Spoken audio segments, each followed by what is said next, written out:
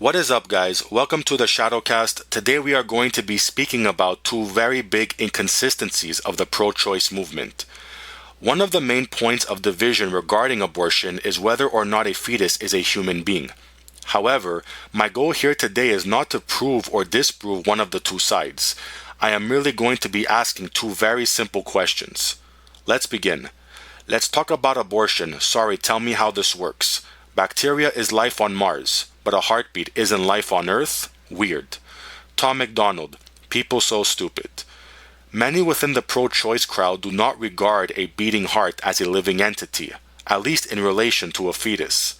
However, death, which is something we will all eventually come to experience, is literally the moment our heart stops beating. So here is the first question. If death is the end of a heartbeat, then why do we not consider life as being someone who has a heartbeat? The second question is the following. If a fetus which possesses an active heartbeat is so insignificant as to not be considered a human being, then why are we quick to label bacteria on other planets as living? Does bacteria really hold more value than something which contains the main hallmark of life? Are we really believing that life does not begin at conception, or are we purposefully deceiving ourselves in order to justify our actions? Think about the life of a battery. When the battery is deprived of energy, we say it is dead, implying that that which possesses energy is alive and functioning. This applies to any and every battery on the market. Now, think about the batteries we use for the hearing aids of those with weak hearing and compare them to AAAs. The former is 10 times smaller and looks nothing like the AAA just mentioned.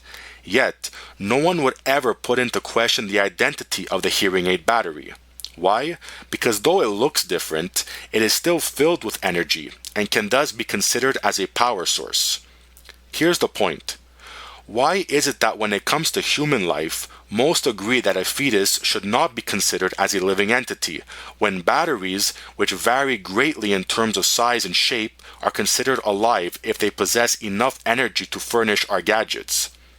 The Bible tells us in the book of Romans chapter 2 verse 21 that we shouldn't be teaching others one thing and then believing or doing another. In other words, it is a call to avoid hypocrisy and to avoid being inconsistent. And as demonstrated, this is what many pro-choice advocates fall into. Any valid argument should not give room for inconsistency. If it does, then we must undoubtedly conclude that 1. The arguments and not the belief being defended need to change, or 2. The belief that is being defended does not stand under scrutiny and is thus one that should be abandoned.